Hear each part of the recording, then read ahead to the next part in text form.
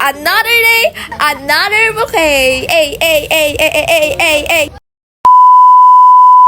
Hello guys! For today's video, so alam ko na alam nyo na ang gagawin natin ngayong araw. So, bago ang lahat, don't forget to follow, heart, comment, and share to this video. For today's video nga pala is tayo nga pala ay papasok ngayon. Pero kahit papasok tayo, hindi mawawala ang paggagawa natin ng bulaklak. Ang ate ko na nga pala na yan is nagsasapatos na para makapasok na at late na talaga yan, nagbibidyo pa. At pagtapos ko nga palang magsapatos, so ayan guys, sinanda ko na yung mga gagamitin ko para sa bulaklak. And pagpasensyahan nyo na nga pala, hindi ko mapapakita sa inyo kung paano ko naggagawa ng bulaklak sa school. Bawal kasi magdala po ng cellphone. Talaga. But kahit ganon, ipapakita ko pa rin sa inyo yung mga nagawa natin. Kahit nga pala may pasok, hindi susuko ang babae na yan kasi dyan yan nabubuhay. Siyempre naman. At siyempre ang napakahalaga, dyan din tayo nakakuha ng ating pangangailangan sa school. Lalo na talaga kapag food processing. Luto dito, luto doon, luto everywhere. Yeah! Ay, OA. Nung time na yan nga pala is kakauwian lang namin ng tanghali. At may napa-order pa talaga sa akin, pangbigay sa jowa. Tada!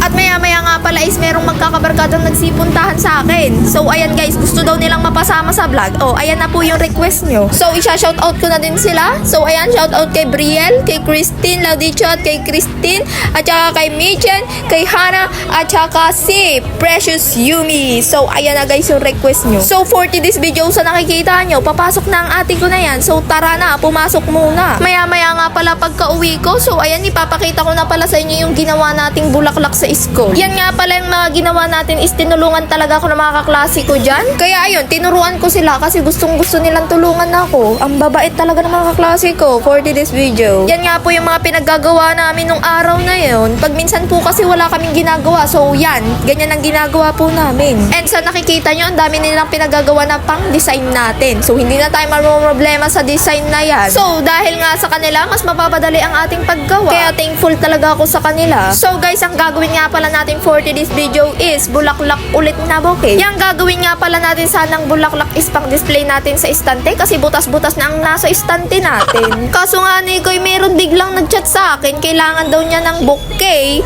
na pang regalo bukas. At ang gusto niya pa talaga is kulay pink. So guys, nung nasa istante talaga is wala na akong kulay pink. Pero yung ginagawa ko ay kulay pink. Kaya naman yan na talaga ang binili niya. So yung time na yun, isa nakikita nyo, may mga nagawa na akong konti. Yung time na yun pala is gawa ko na talaga sa school yun kanina. Kaya naman nagawa ko talaga siya ng napakadali. At dahil nga sa tulong din ng mga kaklase ko, mas napadali pa yung paggawa natin. Hindi tulad nun na inaabot tayo ng siyam-siyam. Ngayon kasi is kumpleto na yung ating mga pang-design na maliliit na bulaklak at mga dahon. Kaya naman, thankful ako sa inyo. Maya-maya nga pala is in-stop ko muna yung aking paggagawa at tinawag na ako para kumain. So, ayan guys, kumain muna ako. Lumamon-lamon muna ako dyan. So, for today's video, ang vlog muna natin ngayon is lamon-lamon, mukbang-mukbang muna. Charing. So, guys, habang nga pala ako naglalalamon dyan, meron pala akong isang chikang napakahalaga sabihin sa inyo. Nakikita nyo ba ito? Pakak na pakak talaga yung babae na yan. Kaya guys, kung hindi dahil sa inyo, wala yung mga yan. Kaya thankful talaga ako sa mga solid supporter ko palagi dyan sa mga video nating nag-aabang palagi. So, kahit inaabot tayo ng siyam-siyam sa pag-e-edit, tapos pipicture tayo, at naggagawa ng bulaklak,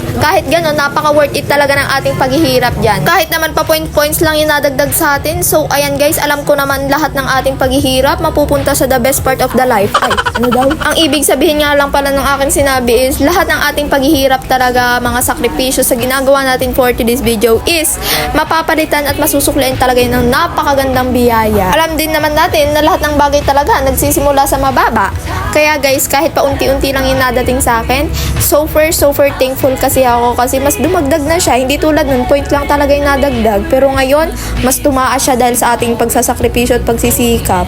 Kaya guys, thankful talaga ako sa mga solid supporter palagi dyan. And yung dating 8K followers natin, naging 23 na siya. So guys, thankful talaga ako. Unti-unti na tayong naangat sa ating mga followers dyan. And ako nga pala yung natutuwa dahil sa murang edad na ito, may mga batang natutulungan ako at saka may mga batang nagsasabi sa akin na inspirasyon daw nila ako. Kaya guys, nakikita nyo talaga, napakasarap sa puso nun, di ba guys? So ayan na guys, update nga pala sa ating bulaklak. So ayan, nagrarap na tayo niyan. Ang dami na nating nasabi, nasarap na pala tayo. Pagpasensya nyo na, marites yan. Joke lang. Noong time na yan talaga is hindi ko alam kung anong pinaggagawa ko dyan. Pero guys, yung result talaga ay napakaganda. Kahit naman hindi ko iniisip yung mga pinaggagawa ko sa rap, ang ganda ng result. At isa nga pala sa mga pahabol kong paalala pa, ito nga pala is malapit na ang Valentine's ulit. So guys, papaalalahanin ko kayo na papaalalahanin. Baka hindi nyo natatapos ang ating video. Dahil nga malapit na ang ating Valentine's, marami na magsisibilihan dyan ng bulaklak at magpapareserve. So guys, mag-chat kayo sa akin kung gusto nyo magpa-reserve ng ating bulaklak sa Valentine's. Para nga sa mga sure na hindi talaga mauubusan, so guys, mag-chat kayo sa akin. So guys, ito na nga palang update sa ating bulaklak. Maya-maya nga pala is may bumili sa akin. So habang nagagawa nga pala tayo is tayo din ay nagbebenta. At pagtapos nga nun is nagpatuloy na ulit tayo sa ating ginagawa. Malapit na tayong matapos dyan. So ayan guys, lalagyan na natin siya ng ating ribbon. So sa nakikita nyo, napakaganda niya na talaga, as in. And yan na siya guys, nung natapos na, super ganda niya. Tingnan nyo yung final look. Ipapakita natin yan ng harapan. Magti-tiktok pa tayo dyan, para dyan. So guys, this is the final look. Super ganda ng pink na yan. So guys, kung nagustuhan nyo nga pala ang ating flower ngayon for today's video at saka yung ating video, don't forget to like, follow, share, comment this video. And now guys, kukunin na pala ng may-ari yung ating flower. So yun lang po. Bye-bye!